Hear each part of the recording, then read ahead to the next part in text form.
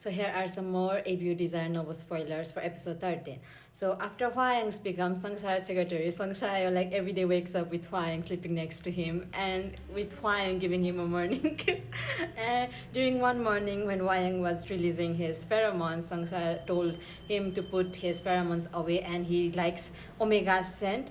And after that, like Hwayang gets sick. Hwayang apparently once again used that pheromone modifier to make his scent similar to that of an omega. And during that time, in the novel, we meet Chai Hong, who is Hwa-young's half-brother, same mother but different father. But I don't know if you're gonna meet him in the drama or not. And Sung Chae scolds Hwa-young that he shouldn't, like mess with his body.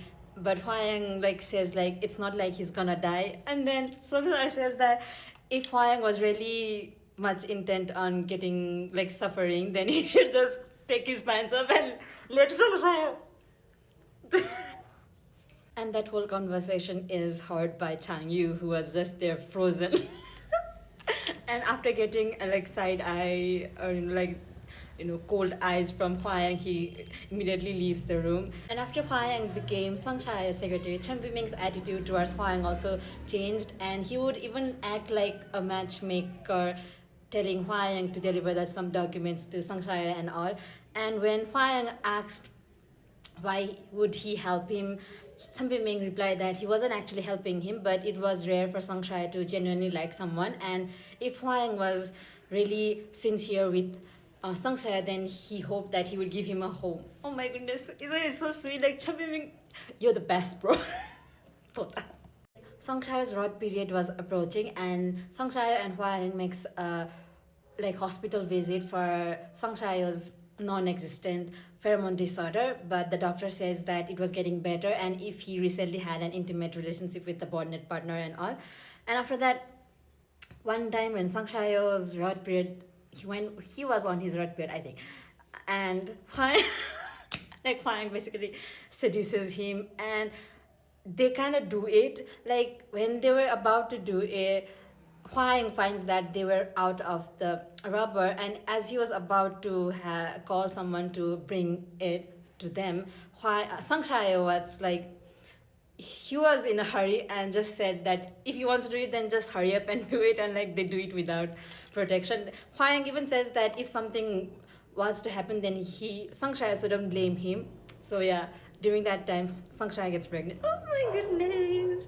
And after that, yeah, and Sung Shaojing, who is Sung Shao's half brother, he tells all about his situation with his brother to an Omega from a pleasure house, and the Omega, having known to work with the hearts of the people, says how he should use soft methods to rope in Sung Shayo. And then Sung Shaojing basically calls Sung Shayo, telling how he's a changed person and he just wants he wants to amend all his wrongs and wants to have a proper relationship with brother. And Sung Shayo was very happy that, because he though he was cold, he valued his family very much. So yeah, they make a dinner plan, and Sung Shae brings along Hwayang with him and introduces Hwayang as his Sung Shaojing's sister-in-law.